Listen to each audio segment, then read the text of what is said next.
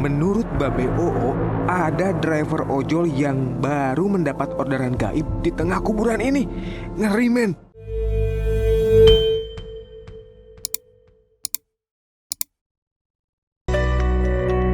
Jeruk Purut bukan sekedar taman peristirahatan terakhir bagi warga Jakarta. Sebaliknya, Jeruk Purut adalah bagian tak terpisahkan dari kisah dan mitos para lelembut. Dari masa ke masa, selalu ada kisah tentang sosok astral yang sama, tapi dengan versi dan penutur yang berbeda. Di atas lahan perumahan akhirat ini, terdapat beberapa spot yang dianggap angker dan juga mistik. Maka, meski sudah beberapa kali didatangi, tim tanda-tandanya selalu menemukan kisah baru yang penuh dengan misteri. Dan semua itu tersimpan rapi dalam ingatan seorang Babe Oo yang dikenal sebagai penjaga dan penakluk para lelembut di Jeruk Purut.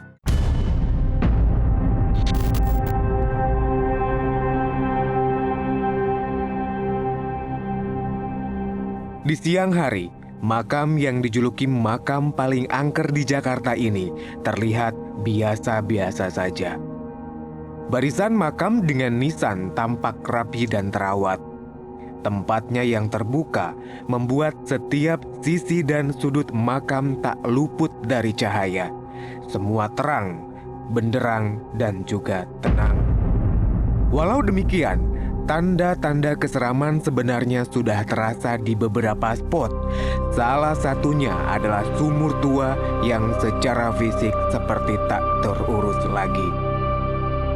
Sumur ini konon menjadi salah satu tempat paling menakutkan di malam hari. Menurut Babe Oo, ada sosok gaib berupa hewan melata yang sangat besar di dalam sumur ini. Saking besarnya, tubuh hewan astral itu konon bisa memenuhi sumur. Dan konon, belum ada satupun orang yang berhasil lulus jika melakukan uji nyali di sumur tua ini. Itu sifatnya dia menjaga mustika ular. Itu kan benar. Itu tadi yang jatuh kan. Kayak ular, dia mulai kaget, mulai bilang begini, langsung kan dia muter, itu ularnya.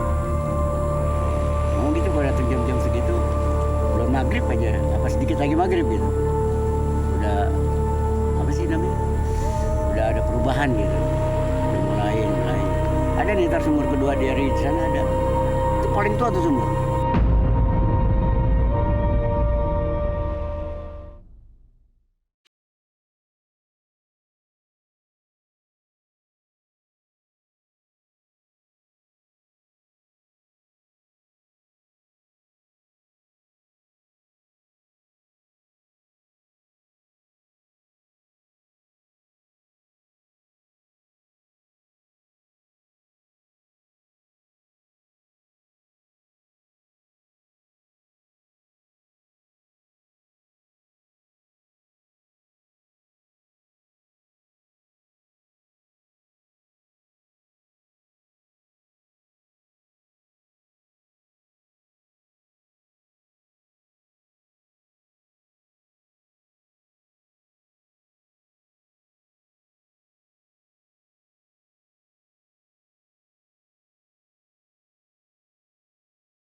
Digoyang oleh tiupan angin pun terasa seperti tarian mistik alam.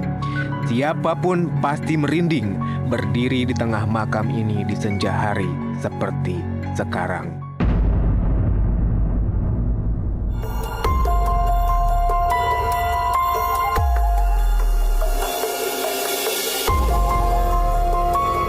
Dan suasana angker juga mistik itu sangat terasa ketika kegelapan malam menutupi tanah Jeruk Purut. Semua hal yang pada siang tadi terlihat biasa saja, sekarang menjadi benar-benar luar biasa. Dan tim tanda-tandanya dituntut Babe Oo ke spot wingit yang pertama. Spot itu tak lain adalah sebuah pohon besar yang sudah mengering. Berdiri di dekat pohon ini rasanya benar-benar bikin parno. Apalagi ketika Babe Oo tiba-tiba bergerak mendekati karena ia merasa ada yang mengawasi dari balik pohon raksasa ini.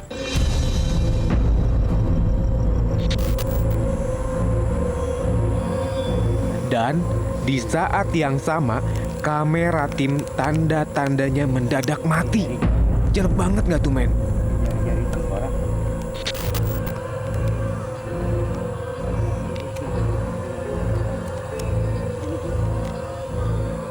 Tangannya langsung habis assalamualaikum langsung dia bersih tuh.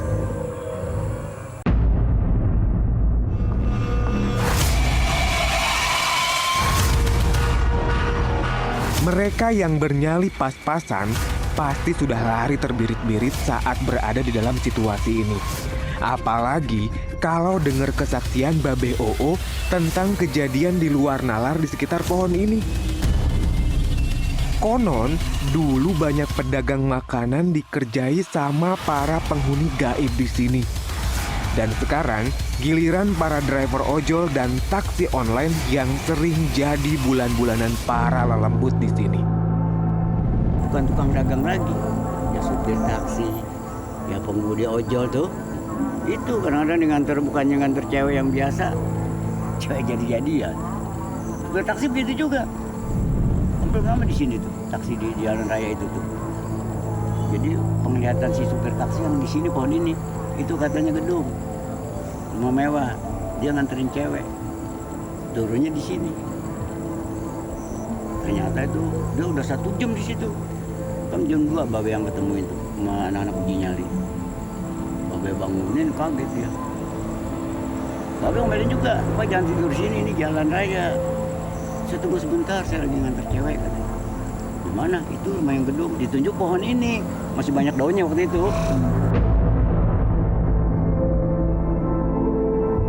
Ngobrol sama Babe Oo di tengah makam Jeruk Purut di malam hari pura rasanya itu seperti menonton film super duper horor. Suasananya itu creepy banget. Ceritanya serem-serem semua dan percaya atau enggak, menurut Babe Oo ada driver ojol yang baru mendapat orderan gaib di tengah kuburan ini. Ngeri, men.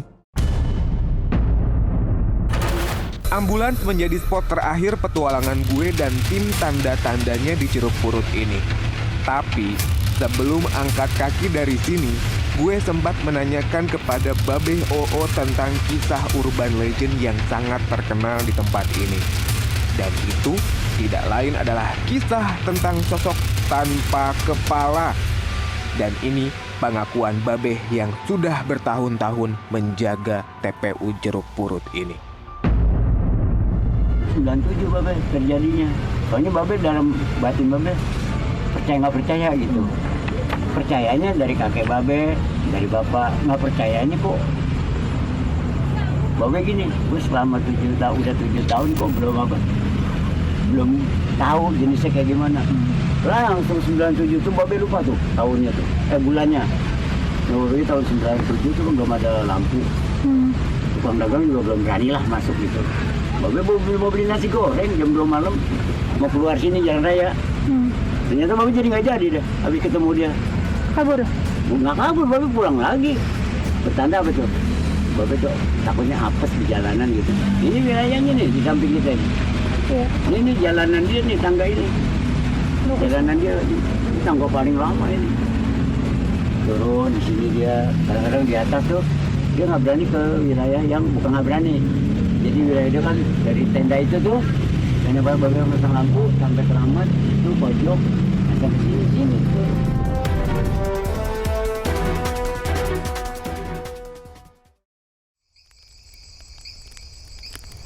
Satu, dua, tiga. Ayo, ayo. Gue harus videoin muka kalian. Ayo makan, Jo. Kenapa, Jo? Ayo, ayo, ayo. Yang menang dapat. Payah. Gue nyerah. Panas. Lu lapar apa gimana? Abis, Jo. Wih. Rumah Setan Begitu warga Surabaya menjuluki sebuah gedung tua yang terletak di Jalan Banyu Urip Wetan ini.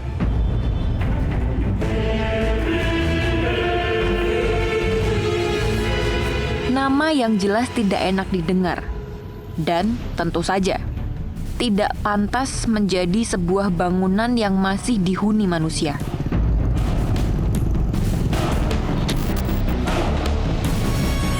Tapi julukan itu terlanjur melekat dan 40 kakak yang menghuni gedung warisan kolonial Belanda ini pun tidak mempersoalkan julukan yang diberikan warga atas bangunan yang jadi tempat tinggal mereka ini. Tapi bukan karena mereka pasrah. Namun memang ada sejarah di balik sebutan yang tak mengenakan itu. Masalah gedung setan ini menurut cerita kan rumah ini dulu kosong, itu diberi penjaga. Dia mengisukan kepada orang-orang jangan ke gedung ini supaya tidak diserbu sama masa yang dari depan dan luar. Jadi itu akal-akalnya dia. Terus akhirnya terkenal di sini ini gedung ini banyak setan nih, dinamakan dipanggil gedung setan.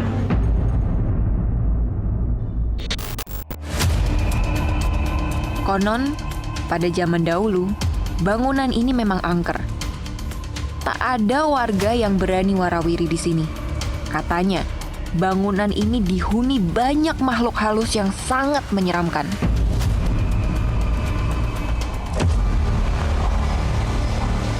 Tak hanya itu, di belakang bangunan ini juga terdapat makam Cina yang membuat tempat ini dulu begitu ditakuti oleh warga Surabaya.